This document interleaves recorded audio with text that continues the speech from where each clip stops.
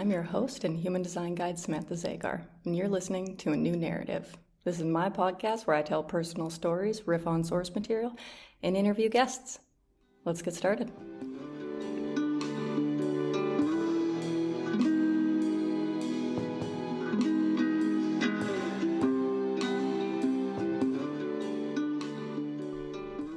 Good morning. Good morning. I hope you're well wherever you are. I'm coming in today because I want to do a pretty simple episode on tips for projectors. I've made some pretty popular content recently. I did a post on Instagram and it was, I believe, 6 tips for projectors. And then I took that and I decided, no, I'm going to do a little bit more with this. So I just did a YouTube video. In the YouTube video, I added a couple of tips, 8 tips for projectors. And then I decided to roll that into a class. Now the class has 9 topics, not 8. The 9th topic I want to save for class. But I was thinking about doing a podcast episode, and I'm still kind of on this kick of tips for projectors. But my podcast, I really love being able to express my personal view. I like telling my own stories. I really like just expressing myself without having to give it too much thought about what the audience wants from me. I think the podcast to me feels the most personal and also the most raw. Like I sit here for, 20, 40, 60 minutes and I say whatever, and then when I'm done I send it off to Laura. And when I get Laura to edit, I don't ask her to do much other than like add an opener and closer to the end. I used to edit my stuff quite a bit, but I don't, I used to even edit out like my coffee cup sounds, and that's just, to me, that's silly. This is my life. Thanks for hanging out with me and listening. But I thought it would be kind of neat to do the 8 tips for projectors through my own personal experience of my profile and kind of give a personal narrative. This is a new narrative after all. I want to give a personal narrative about how I learned this the hard way, how I had to prove to myself that these things are true by learning them the hard way. And so that's really my 3rd line. How did I mess this up in order to learn this lesson? And then my 6th line really comes through almost like this perfectionist on the other side. I'm kind of like a hot mess, and then I try and wrap it all up with a pretty package once I figure it out. And so I thought, okay, I'll take each tip. What did I learn? It was the hard way that I had to learn this lesson. And kind of how did I come out the other side? And so the first tip for projectors is, I called it system awareness. Have awareness of what your system is. Projectors are here to master systems. I like to help things integrate through comparison. If a projector is here to master a system, a generator is here to master a skill. They're here to know themselves and know the skill that they have. Whereas the projector, we're not here to know ourselves. We're here to know the other. And we're also here to know systems.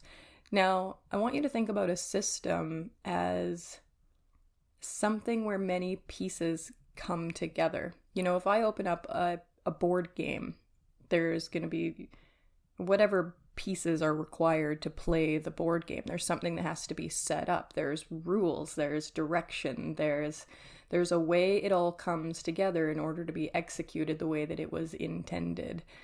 It's a system. I think projectors really struggle when they, especially when you use the phrase dabble, they've dabbled in a variety of modalities. That's a popular way to say it. I've dabbled in a lot of modalities, and I'm not really sure what my system is. For myself, I've had many jobs, but some of the most influential or noteworthy, or I think the ones that were really taking me to where I needed to go, there was hairdressing, there was social work, there was herbalism, there was counseling. I worked as a counselor in a women's transition center. And once I threw design into the mix,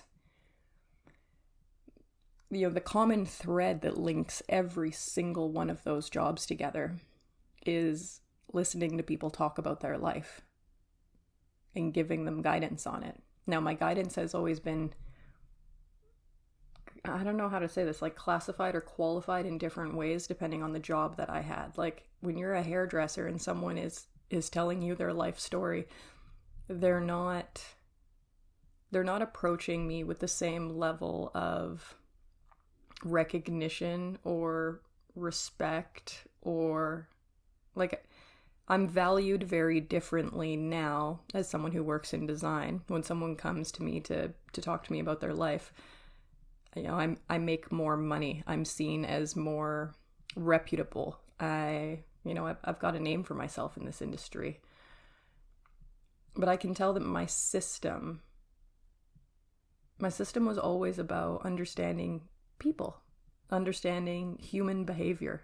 I would say human behavior is the thing that links every single thing I study together. But there's a way of looking at this, like, what is my system? What are all of these things that I've done? And then there's another way of looking at it, like, everything is a system.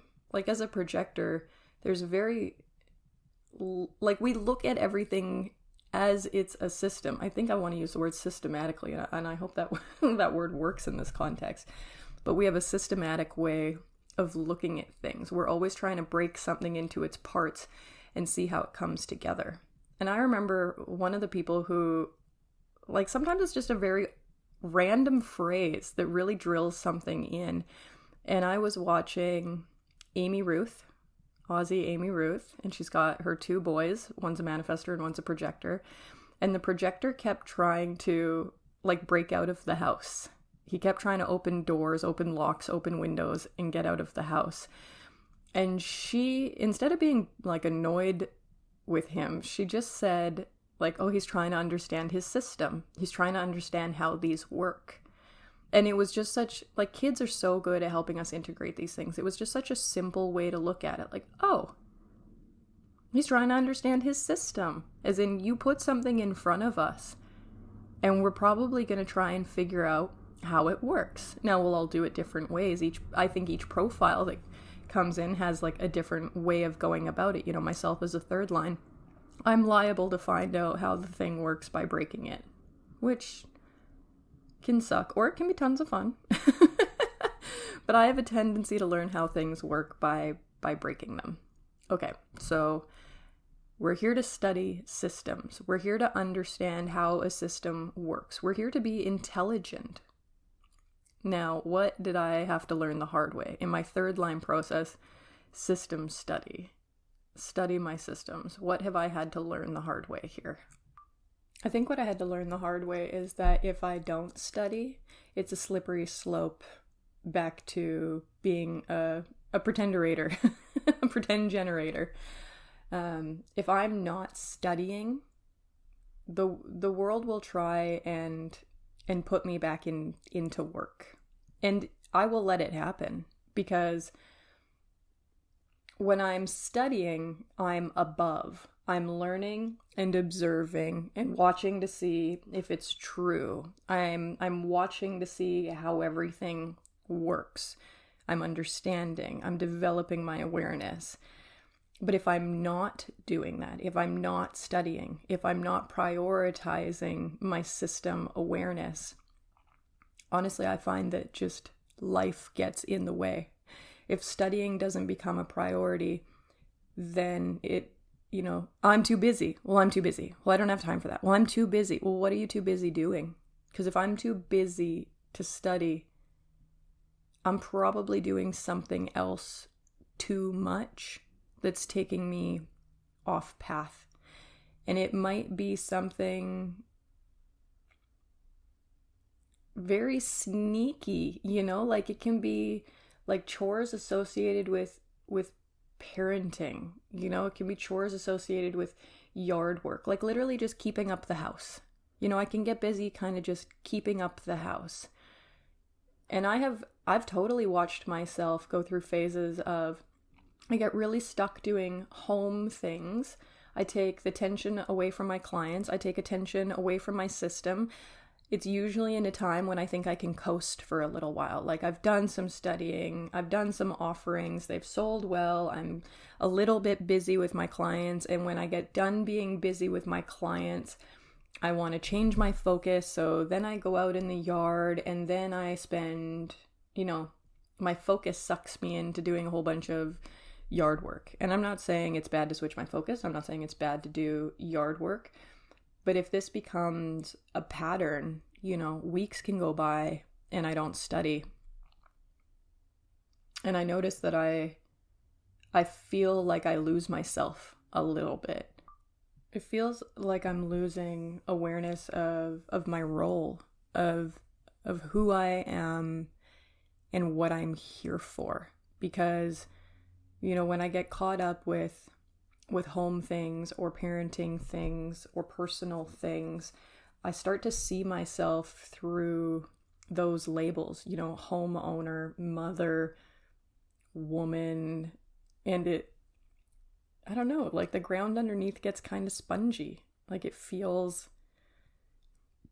I don't feel solid as me on top of it. And sometimes I feel like really dysregulated and I can't figure out why. And then I'll go put on a lecture. And maybe I'll either go for a bike ride or go for a walk while I'm listening to it, because I find that I need to have some type of physical movement so that I can focus on what I'm listening to. Otherwise, I'm too distracted. If I can have a physical movement while I'm listening to something, there is something about and listening to source-based audio lectures, there's something about that is just so, it's like it recalibrates, it re-infuses, it rebalances. Like I feel like me. I feel like I know what I'm doing. I feel like I understand what I'm here for. But this is a pattern that I have. I come close to studying and then I go away because life happens. And it's taken me a couple of years of doing this, but now when I'm like, I don't feel right, I'm like, oh, okay, I can go listen to a lecture. Or if I think that I'm not selling very much, okay, I can go back and listen to my material.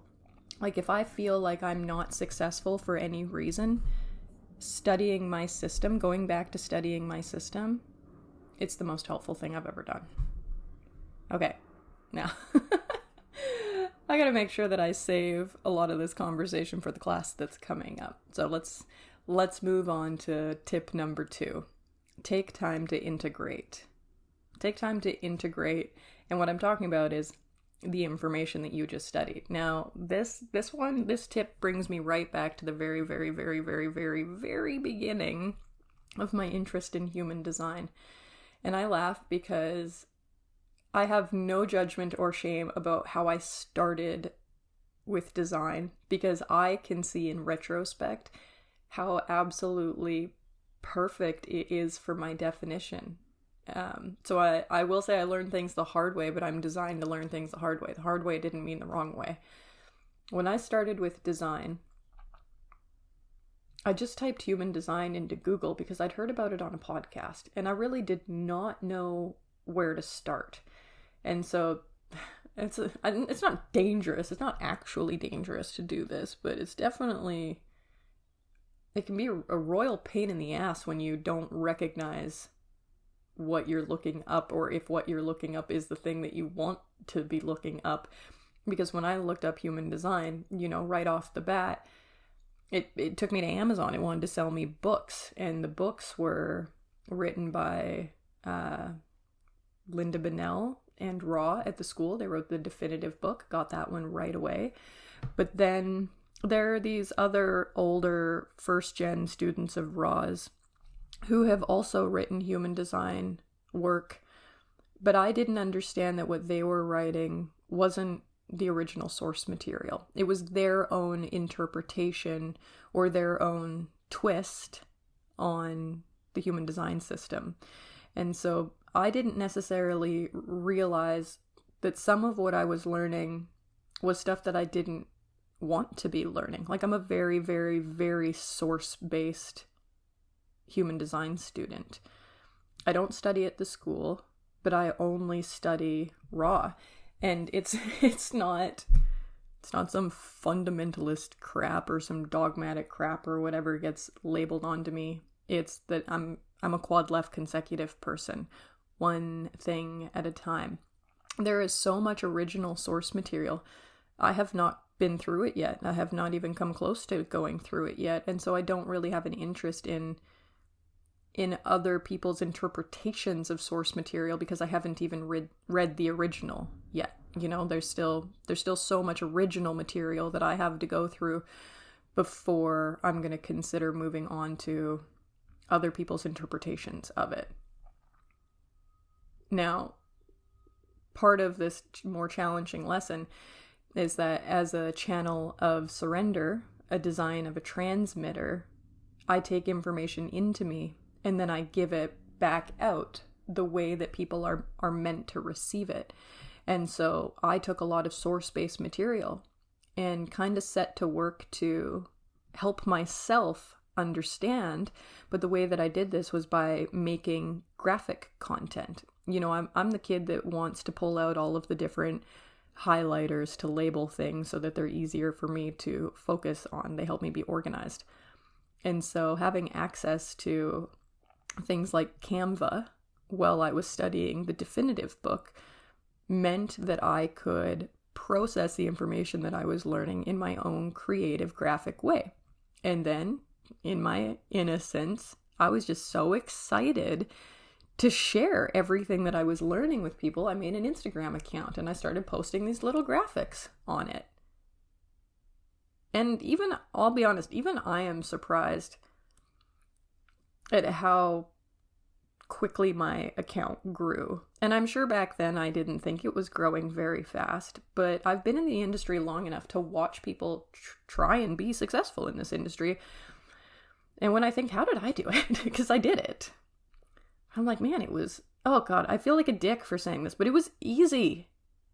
It was natural for me. It was right for me. This is clearly where I'm supposed to be because I have experienced very little true resistance in my life since finding human design. Everything, you know, I might have a pessimistic attitude about whether or not things are going to work out, but they do have a tendency to just work out. And so, okay, go back, Sam. Take time to integrate. What did you learn the hard way? I learned the hard way that I was sharing some information that just wasn't true. It just wasn't accurate. And I learned, because the deeper I got into information, sometimes I'd be like, oh, I didn't know this was this way. Oh shit, I'm pretty sure I made content that was not like this. Oh, yep, there's the content. Yep, that's not what that says. Okay, I should definitely archive that. If I unarchived all of the content I had made over the last couple of years, there would be significantly more posts on my Instagram account. So yeah, take time to integrate. I also, you know what, I am going to take a second to speak to this one. This isn't so much a lesson I learned the hard way. It's a lesson I think some of my clients have had to learn the hard way. And I have a friend in human design. You all know her, so I'm not going to out her right now. But we were talking about some struggles that we'd had with clients over the years, and something that we both struggled with was when we would teach somebody something about design, you know, within 24 hours, we see this person has turned our conversation into content.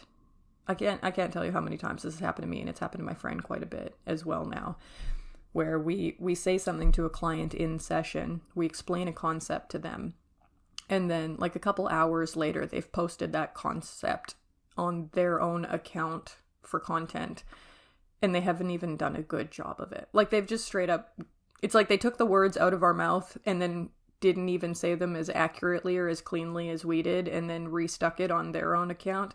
That's a bit of a piss off. And it also, like, not only is it a bit of a piss off for me as the person giving the session, you know, and it's funny, the thing that pisses me off might not be the thing that you think it is. I'm not pissed off that somebody took what I told them in session and they made content about it. I'm pissed off that they didn't do a good job. They didn't take time to integrate what I said So then they took the words and they tried to express them in a way that felt like less quality than what I said to them. And God forbid people know that this is one of my clients. If my clients are taking my words and then turning them into subpar content, I feel like that reflects poorly on me. I feel like when my clients aren't taking time to integrate, it reflects poorly on myself. And I don't like that. And I've had to talk to a few clients about that.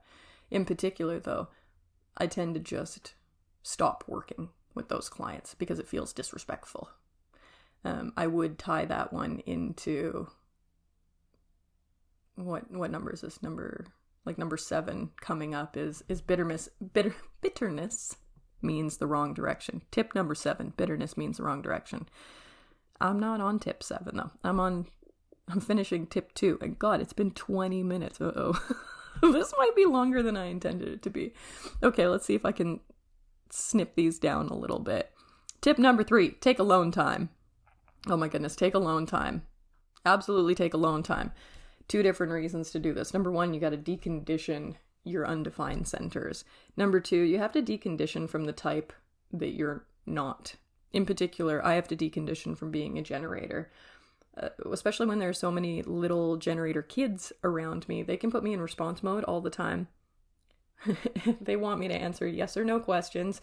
They want me to do things for them. Sometimes it blows my mind what kids want me to do things. Like a kid will be sitting there and they'll be like, can you go get me this thing? And I kind of look at them and I'm like, you got 2 feet and a heartbeat, bro. Like, if you're having a response to it, use your energy and go get it. If you're not having a response to it, then you don't need it. And I certainly don't need to use my non-energy to go get it for you. Jeepers. See? Take alone time. Take alone time so you can feel what it is to feel like yourself, so that you're more aware of what it feels like as soon as you're not yourself, so that you can find a way to go regulate. Now, if I think back to like, Sam, when you started human design, if somebody was giving you all these tips and they were like, take alone time, I'd be like, when the hell am I supposed to get alone time? I'm working 60, 70 hours a week. I got a home to take care of. I have a partner to take care of. I have a kid to take care of. I have dogs to take care of. Like, I'll be honest, most moms are lucky if they get alone time in the bathroom. So where the hell am I supposed to get my alone time from so I can calibrate back to myself? Lots of us, if you're in the beginning, you probably don't have a lot of time. You might be on the opposite. You might be like, I got days. I got nothing. I'm alone over here. I'm so lonely. I got nothing but time and days. You know, I would love another relationship to see if I can stay myself in it. You could be on either side of the fence.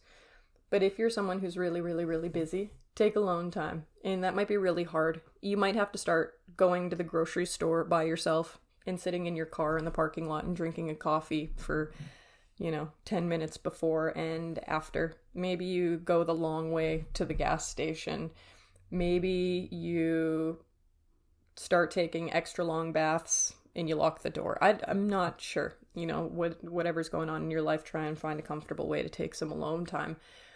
But if you're never alone, it's really, really, really, really, really hard to know how you actually feel about things. Just clarity on how you feel about things. It's nearly impossible if you're never alone. How did I have to learn that the hard way? If I'm never alone, I tend to make my problems everybody else's problems. I tend to get snappy. I tend to get overwhelmed. I start to get kind of bitter, especially because, someone's not recognizing that I need alone time. But if I have people in my life who aren't able to recognize when I need alone time, then I feel like I'm probably not being myself with those people. Those people don't know enough about me. Most people in my life, like if you're close enough to me to be in my day-to-day life, I think you can probably tell when I need alone time. I've gotten a lot better at advocating for that. And, for me, I'm willing to have conversations like, I'm going to sleep in another room, or I need you to sleep in another room, or I need to go piss off to a hotel or a resort for a couple of days, or I'm going camping, or I'm going to go sleep in the studio, And I don't worry about it offending the other person. It's not about the other person. It's about me. It's about making me a good, regulated person so that I'm nice to be around. I want to be nice to be around, and that means I need some alone time. Okay. Number 4, have a sense of humor. Have a sense of humor. You definitely need a sense of humor. And I'm going to try not to be too offensive on this one. But when you're a projector and your role is to give guidance, you're someone who provides direction. A lot of the times people don't listen. They don't listen. They can pay you a ton of money even. That's actually a really funny thing. When people pay a ton of money to spend time to get the advice, and you give them the advice and they don't listen. At least not right away. I've had some clients come to me with the same problem week after week after week, because there's nothing I can do about it, right? They come, they get their guidance, and they have the choice to go implement it or not. And if they don't have good boundaries, if they don't have good self-awareness, a lot of the times it can take people some time to implement the advice.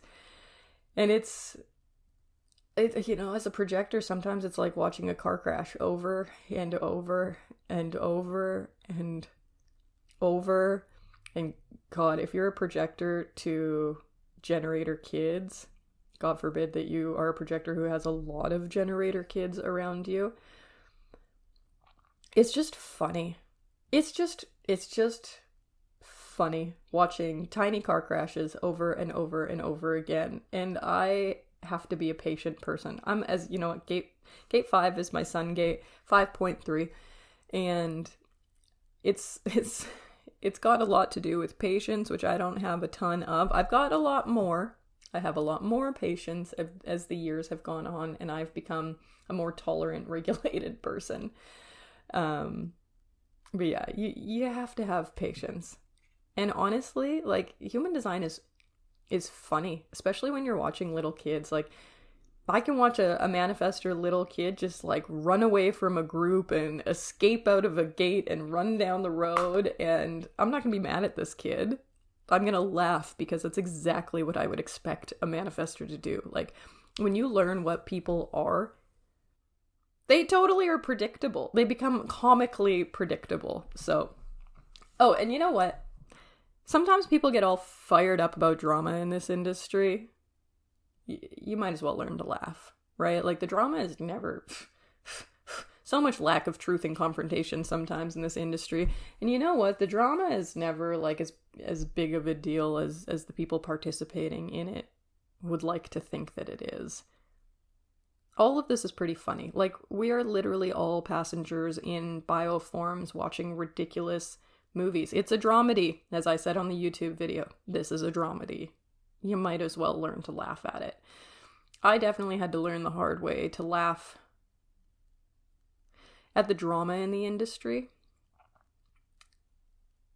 Yeah, it used to stress me out. I remember waking up and being like, there's drama on Instagram, and it would literally give me anxiety. I would end up like in DMs, back and forth in conversations with people talking about this other drama. I remember wasting entire days that felt like just like responding on my phone, being involved in stupid shit. Just stupid shit.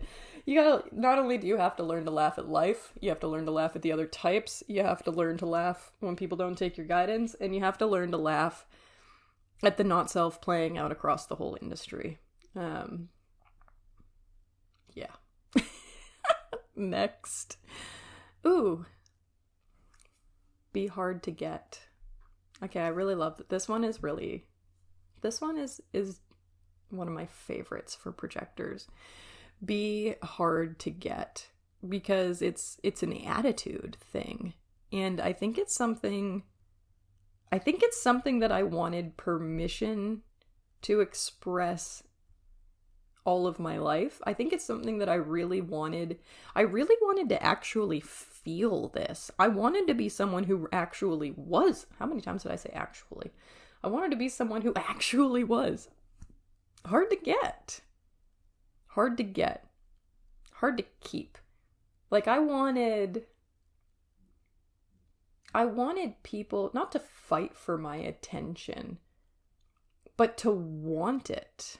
I wanted people to want me. I didn't want to have to throw myself at the things that I wanted to want me, if that makes sense. I'm gonna tell you a very funny story. To me, it's a funny story. Okay, 19-year-old me goes out to a bar with a couple of girlfriends. One of the girlfriends that I go out with is so cute. And I mean personality cute. Like, yes, physically she was very adorable. Very adorable. But personality-wise, she was so cute. Like, I don't even know what the right word is. I don't want to say like demure or like approachable. Oh man, it's really interesting picking the words to describe this.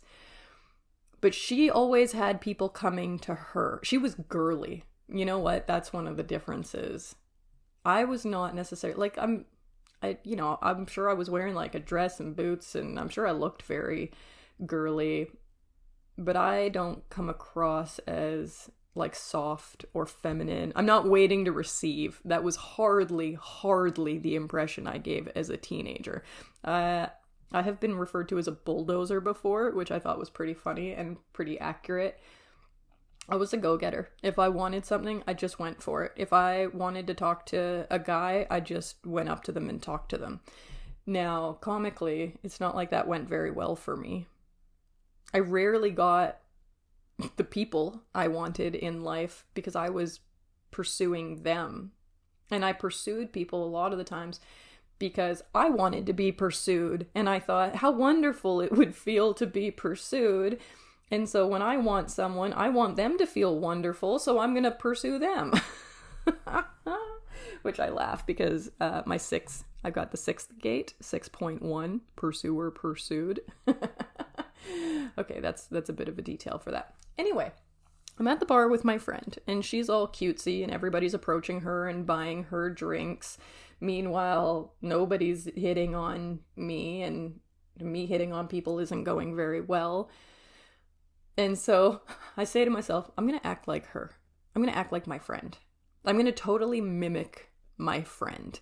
I changed my body language. I changed my eye contact. I remembered that, like, I started to, like, look down at the floor a little bit more and, you know, might have dropped my shoulders instead of having such, like, strong posture.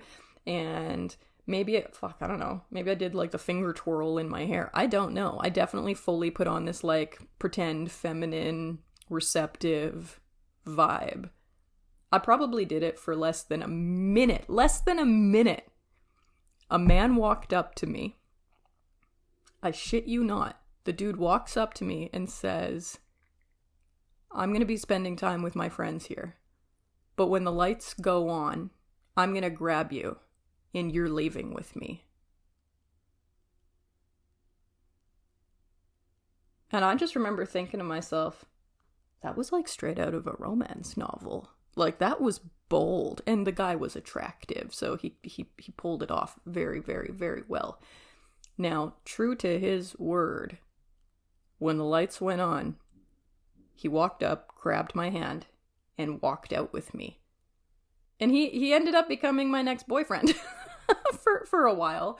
But I couldn't believe how well it worked to like change my body language to be in this like more, I don't know.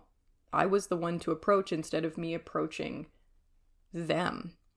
And it's not like I was playing hard to get. Like, he didn't come for me and I didn't, you know, rebuff him and be like, in your dreams, buddy, or whatever. Which honestly, in retrospect, probably would have been the thing to do. The guy was a bit of a anyway, we're not gonna go down Sam's disaster third line dating stories. But I was playing harder to get than I was earlier in the night. I wasn't pursuing him. And I just thought, holy shit, I clearly remember that. It really stood out to me about how different it was. And so remembering that experience, that experiment, I did that at other points in my life. I started to play with this energy of letting people come to me. And when I learned about being a projector and I learned about waiting to be recognized, waiting to be invited, that was really hard for me. It's really, really hard for me to not initiate conversations, to not be the first one to talk in a conversation. I guarantee you I'm always the one to break the awkward silence. And yet I have learned through design that waiting, biting my tongue, letting people come to me, letting them pursue me, that is always the best the relationship ever turns out. Okay, I need some sips of my coffee. It's been 35 minutes. Man, I expected this to be a quick one. It's not. All right, tip number 5? Tip number 6. Tip number 6. Don't attach yourself to anyone who doesn't recognize you. Don't attach yourself to anybody who doesn't recognize you. This one feels to me like all of my projector clients who are married when they find design. It's a very uncomfortable position to be in.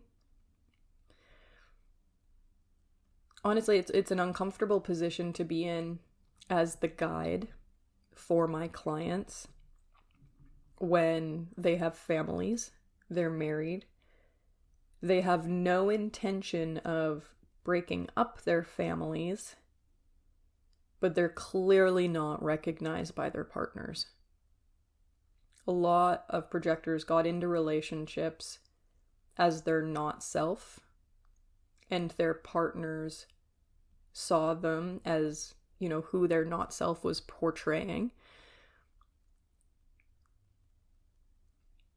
When I got into my marriage, one of my not self qualities is pretending to be a generator. And so the ways that I showed up that way in my marriage were wanting to have a farm, wanting to be the person who took care of the farm while my husband went to his regular construction job. But it was like I was the homemaker, and I was the homemaker the way that my immigrant generator grandparents were homemakers, having the farm, being the stay-at-home wife and mom, doing all types of, I don't even know what to call it, like homesteading activities, like my own food products and my own body products, my own herbal products, and meal planning. And I worked from home doing home things. I didn't work from home with a business the way that I do now. I worked like a generator. And that was part of who I advertised myself as in my relationship with my ex-husband. I fully was living that not self-generator life. And so my ex-husband was under the impression I wanted to live a not self-generator life. He married me thinking that that was how I wanted to live my life, and I gave him that impression. Except years later, when it wasn't sustainable for me and I didn't want to do that anymore, the choice was break up the family and try again. Third line, trial and error, try again. Breaking up the family is really hard for me as a tribal person. And yet I'm tribal just through the ego. So there is this awareness of you don't value me, you don't appreciate me, and I'm angry about that. And so there was enough anger and bitterness in me to leave my marriage. But I can also take some responsibility for how I got myself into that mess. And yet at the same time, no shame and not too much responsibility, because I didn't know the mechanics of being a projector. I just knew that I was meeting so much resistance, and that I was meant for something different, and that there was so much more as a possibility or potential available to me. I just didn't know what it was. I just had this sense that like, this is not all there is for me. And it was so hard to just have that sense as a motivating force, and that be enough to get divorced, to move, to split all your finance. Not even split. Fuck, I wish we split our finances. I buy him out. You know, my ego was so mad. It just really wanted to build a better life for me. Anyway, that's a bit of a segue. Okay, don't attach yourself to anybody that doesn't recognize you for what you really are. And unfortunately, if you didn't recognize you for who you are and you got attached to somebody else, sometimes you're in a bit of a predicament with what to do about that.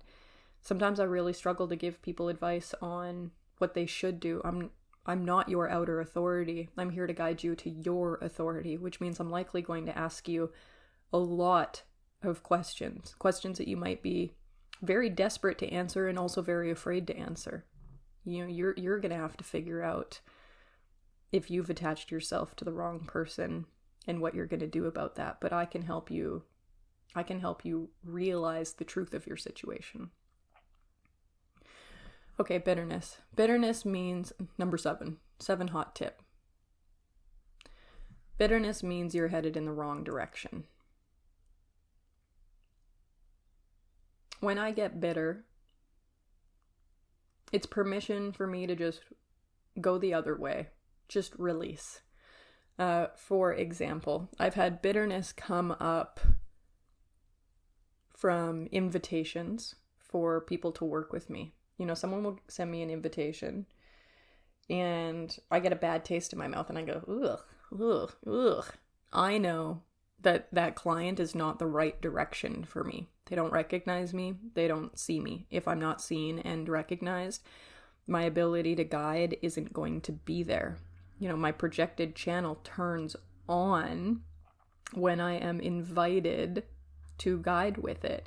And so when someone is inviting me into a work relationship, if I feel like they're asking for something that isn't what I do, or they're trying to like undercut my value financially, then I know that they don't know what my guidance can do for them. You know, especially if people are looking at my time as in, this is how much it costs to be with Sam for an hour. Even that, they don't recognize me, because it's not about the hour that you spend with me. It's about what effect that information is going to have on the rest of your life. Like what I give you in an hour is something that should be able to plug in to every moment after the fact. It's not like it, you know, it's just a bubble that collapses and it's gone and that was your hour. It's something that you take with you. It's like the information that I give you, honestly, it's going to act like a virus in your life. I don't know if virus is the right word. I think virus has like a negative attachment to it. And I definitely see it as like a computer virus, but like, I'm going to infect your program. I'm going to get in there and I'm going to start to rearrange things. That's what this information does to people. It rearranges things for them. So I had to learn the hard way. You know, first few times clients made me bitter, I would just, you know, I'd continue working with them because whatever reason it was that I made up for myself, but I was ignoring that something was coming up in me as a projector that says wrong way, wrong way, wrong way. And what wrong way means is no recognition here. When you're going the right way, you're going to get recognition. When you're going the wrong way, you're not going to get recognition. If I work with a client who makes me bitter, they don't recognize me, then I have to try way too hard to guide them. And then my guidance doesn't stick or doesn't feel like it applies because they're not taking it in because they don't really see me. And then they're not happy with the advice that I give them. And then they think it's my fault. And it's like, that's just such a bad slippery slope. No, thank you. If I only work with people who genuinely, truly recognize me, I feel valued by, my spleen's like, yep, these people are healthy, let them in. I'm so much more successful, so much faster. Wherever you feel bitterness, it is literally draining your success away from you. All right. I managed to get a little bit faster between tips 2 and 7. So I've made up some of my good time. I'm going to close out on tip number 8. Tip number 8. You don't need invitations to live your life. Okay, so I have seen some content over the last couple of years that are like, fuck the invitation, and you don't need invitations, and it honestly, it really, really bothers me when they use those phrases without context, because projectors need invitations. Like, it's literally built into our strategy. Wait to be invited. It's our strategy. It's like the most important thing next to our authority. But I have a feeling that a lot of the times when they're saying, you don't need invitations or fuck the invitations, I have a feeling that there's a second sentence that's supposed to follow. And maybe it's clickbaity to try and like get me to be like, what do you mean I don't need to wait for an invitation? But I'm not going to listen to somebody's whole spiel on I don't need to wait for an invitation if I think that they're about to take me away from source material. I'm not interested in their interpretation of invitations or, how to hack invitations so that projectors can manifest or whatever garbage people are trying to teach. But there are some nuances to when we require invitation that people can be a little too neurotic about. So when I have new projectors, I really want to drill in, wait, because they probably don't know how good it feels to wait and then be recognized. And I need them to have those experiences so that there's a willingness to keep trying. However, when I watch projectors get really insecure, kind of victim-y, and really hold themselves back because they start to look for permission in every area of their life, that's different. As a projector, I don't need an invitation to go for a walk. I don't need an invitation to go travel, to go shopping, to watch a movie, to like anything that I'm doing by myself. I don't need permission for. I'm allowed to live my life. People have to remember that the invitation has to do with energetic consent. The invitation is something that exists between me and the other so that I have consent to guide them, so that I know that I am recognized as a guide, so that my channel turns on. Like there's a way that all of the mechanics work. Your car doesn't just drive. You have to put the key in it and turn it or press your button or however your car starts. You have to start it before you can drive it. Now, if I'm driving my projector car by myself, I can just drive it wherever I want. But if I'm going to involve somebody else in this, I'm going to need an invitation. If I want to travel with a friend, I'm going to need an invitation. If I want to move in with somebody, I'm going to need an invitation. If I'm going to get into a relationship with somebody, I'm going to need an invitation. If I'm going to give my opinion to somebody, I'm going to need an invitation. We are a penetrative aura. We're a penetrative force. That's uncomfortable for people. We poke other people. We poke at the core of people. We want consent. We want the other person to say, please come poke me. Please come see inside of me. Please come grab me and guide me. So there is this awareness that I don't need an invitation for everything I'm going to do in my life, especially when they're solo activities. I need invitations when I'm going to involve myself with somebody else, because the invitation represents energetic consent. And so if you're a projector and you're thinking to yourself, well, I can't do that, nobody invited me. I can't do that, nobody invited me.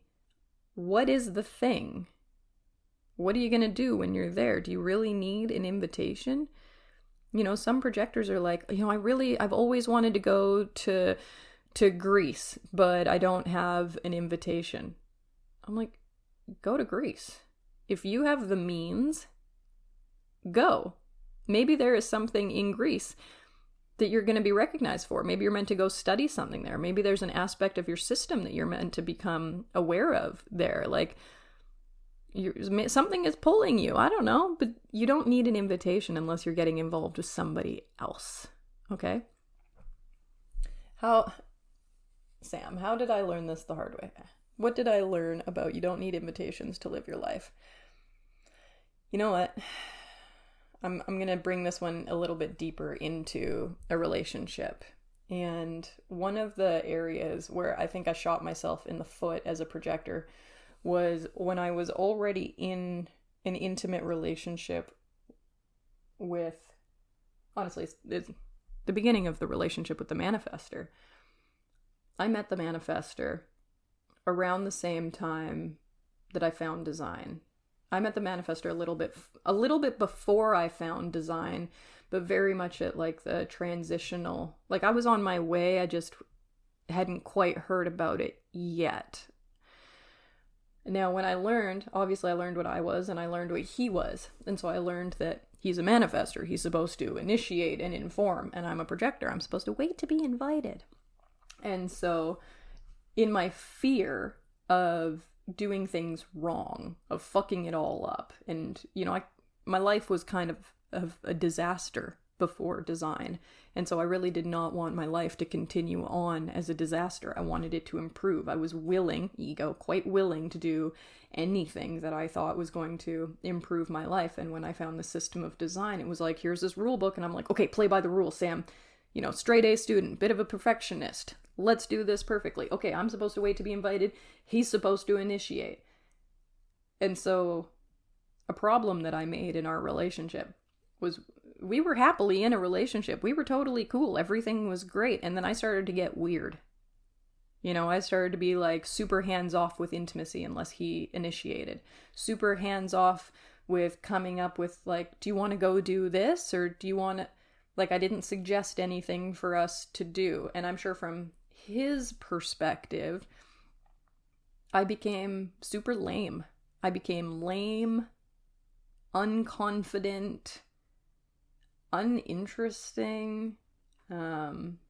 Like, I feel like I became like an actual starfish.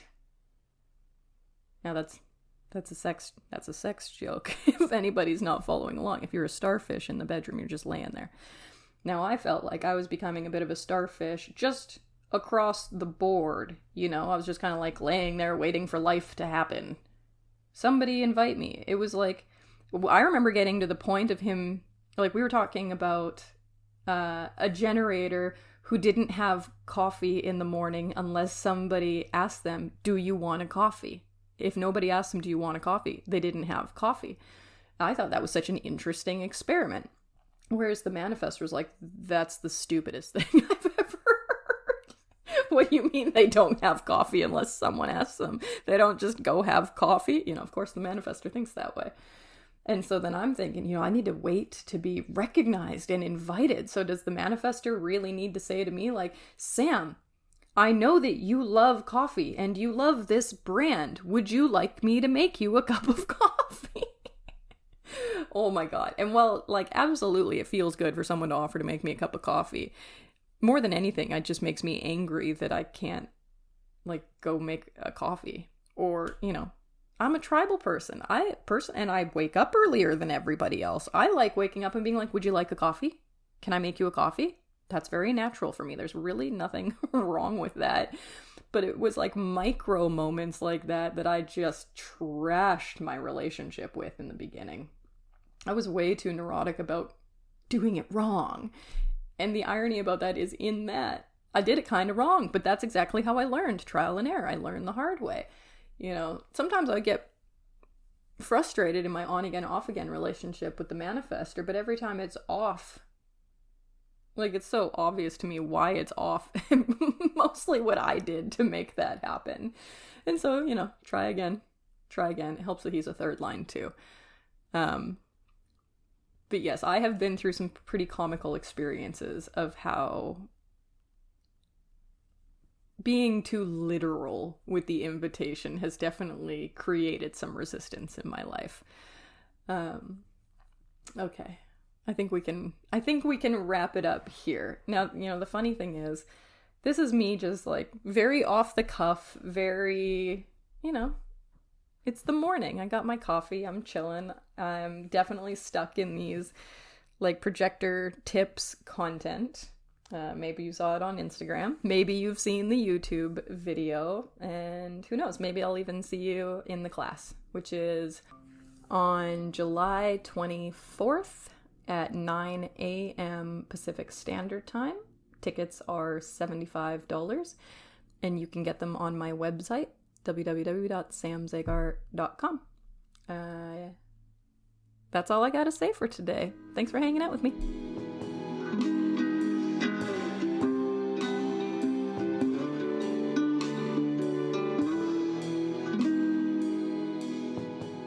Thanks for hanging out.